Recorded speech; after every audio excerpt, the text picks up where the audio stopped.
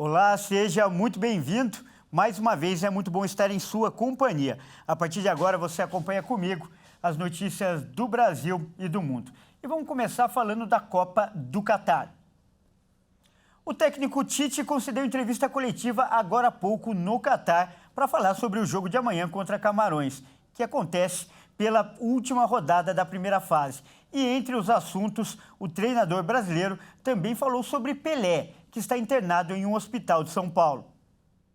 O técnico Tite e o lateral Daniel Alves conversaram com a imprensa em Doha sobre a última partida do Brasil na fase de grupos nesta sexta-feira. Já classificada, a seleção enfrenta Camarões e o empate é suficiente para garantir a classificação em primeiro lugar. O treinador, que deve preservar os jogadores titulares com uma escalação inédita na Copa do Mundo, disse que era uma oportunidade para os reservas mostrarem talento e explicou como faz suas escolhas. Porque a referência do jogo é a referência importante. Porque eu não posso precipitar, o campo fala, a bola fala. Algum de vocês entendia definitivamente que o Rodrigo pudesse ser utilizado tanto quanto foi? A bola fala, o campo fala. Ao lado de Tite na entrevista coletiva, o jogador mais velho a disputar uma Copa do Mundo pelo Brasil falou sobre o adeus no Catar. Acho que para mim é um motivo de orgulho poder estar aqui, poder estar representando ainda, né? Como você bem frisou, já são muitos anos de história aqui dentro da seleção e poder encerrar, né, esse ciclo aqui dentro da seleção brasileira, jogando uma Copa do Mundo, para mim é uma satisfação muito grande. Em meio ao dia a dia de treinos, a seleção brasileira tem um outro motivo de preocupação. Durante a entrevista, o técnico brasileiro se emocionou ao falar de Pelé, que em um tratamento contra um câncer foi internado em São Paulo. De desejar muita saúde ao Pelé, a gente soube informações através de vocês. O nosso representante maior, extraterrestre que é terrestre. Que ele tenha muita saúde, é o sentimento nosso todo. O Brasil está no grupo G da Copa do Mundo. A chave tem ainda as seleções da Sérvia e da Suíça, que também se enfrentam nesta sexta-feira e brigam por uma vaga nas oitavas do Mundial. E como a gente acabou de falar, amanhã tem jogo do Brasil na Copa do Catar. E o país vai parar às 4 horas da tarde para assistir essa partida contra Camarões. O jogo deve afetar bastante a vida das grandes capitais brasileiras, com pressa e muito trânsito, né? Já que o horário de pico deve ser antecipado. Mas quem traz mais informações é a repórter Maria Clara Leite. No primeiro dia do Jogo do Brasil na Copa do Catar, os congestionamentos em diversas partes do país atrapalharam os planos de muitos brasileiros. Acompanhe comigo algumas manchetes. No norte do Brasil, o G1 destacou o trânsito em Manaus, no Amazonas. No Nordeste, o portal Tribuna do Norte mostrou que as vias de Natal ficaram congestionadas 1 hora antes da partida. Aqui no Sudeste, o trânsito de Belo Horizonte virou notícia do estado de Minas. E em São Paulo, o engarrafamento foi recorde. A Companhia de Engenharia de Tráfego registrou lentidão de 472 quilômetros nas vias da capital paulista, cerca de 1h30 antes da partida começar. Portanto, existe aí uma previsão de que esse cenário se repita neste dia 2 de dezembro. Se você está com medo de ficar parado no trânsito e de não conseguir chegar para o início da partida entre Brasil e Camarões, o transporte público pode ser uma boa opção porque ele será reforçado nesta sexta-feira. O horário de pico da SP Trans, que normalmente começa mais para o final da tarde, será iniciado a 1 hora da tarde com 100% da frota já circulando nesse horário. Já a frota da EMTU será reforçada a partir das 14 horas. E o horário de pico dos trens da CPTM e do metrô também será antecipado. E olha só, a Agência Nacional de Aviação Civil reduziu a taxa de embarque de aeroportos do Rio de Janeiro, São Paulo, Minas Gerais, Rio Grande do Norte e do Distrito Federal. A medida começa a valer em 1º de janeiro de 2023.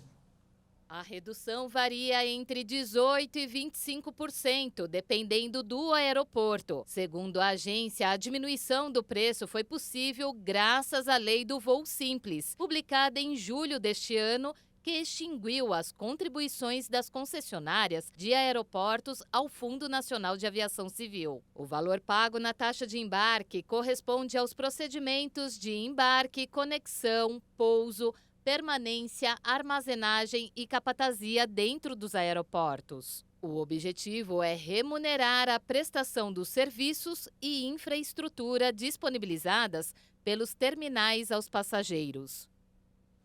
Olha, e a Petrobras também reduziu em cerca de 6% o preço do querosene de aviação para as distribuidoras em dezembro, na comparação com o valor de novembro.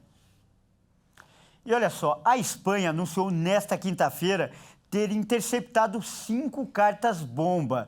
Na véspera, inclusive, uma dessas correspondências explodiu na Embaixada da Ucrânia em Madrid.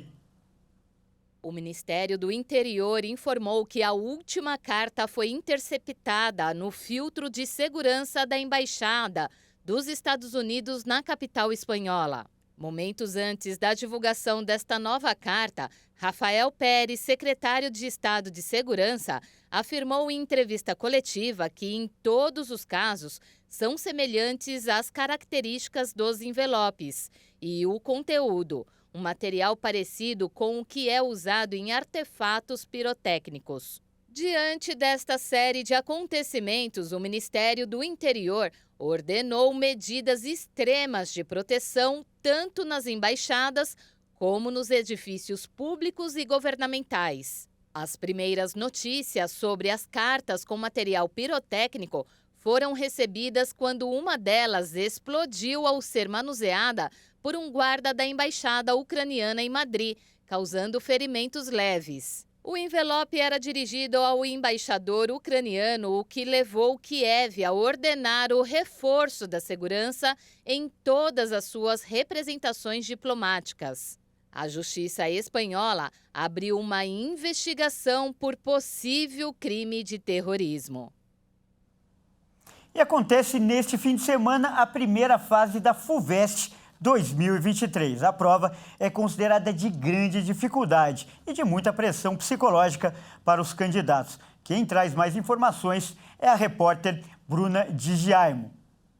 A primeira fase da FUVEST vai reunir mais de 114 mil candidatos em uma prova que tem duração de 5 horas. Quem vai fazer essa primeira etapa tem que responder 90 questões que estão divididas entre biologia, física, geografia, história, inglês, matemática, português, química, além de questões interdisciplinares. E muitos candidatos se prepararam por meses para esse momento. Mas agora que está chegando perto, a ansiedade pode atrapalhar um pouco no desempenho durante a prova. Então se liga nas dicas do Dr. Fabiano de Abreu para você conseguir realizar uma boa prova. Então, você se lembrar do que você estudou, trazer à memória o que você estudou, você buscar horas de lazer ali junto à natureza e ficar pensando, eu aprendi sobre isso, aprendi sobre aquilo outro, isso pode ser que caia na prova ou não. Se não cair na prova, mais conhecimento para mim, que bom. Independente de cair na prova ou não. Fora isso, essa rotina que eu falei, uma alimentação, dieta mediterrânea, japonesa, você dedicar 30 minutos por dia ali para fazer um exercício físico aeróbico. Que tal fazer exercício físico vendo vídeos no YouTube de matérias que vão cair? E aí você traçar uma rotina que não seja também massacrante até a prova. Você não vai ficar estudando o dia inteiro, você teve tempo suficiente para estudar. Então você vai traçar horários, né? Estuda ali 1 horinha, dá uma descansada, mais 1 horinha, dá uma descansada. E quando chegar antes da prova, um dia antes da prova, não estude. Um dia antes da prova, não estude. Recomendo que não estude. Lembrando que o resultado da primeira fase vai ser divulgado no dia 16 de dezembro e a prova da segunda fase para os classificados vai acontecer aí nos dias 8 e 9 de janeiro de 2023, com os resultados sendo divulgados no dia 30 de janeiro. Então agora é só seguir as dicas aí do Dr. Fabiano e fazer a prova com calma para garantir um bom resultado. Bom, essa edição fica por aqui. Eu agradeço demais pela sua companhia e convido a continuar ligado em nossa programação. Até mais!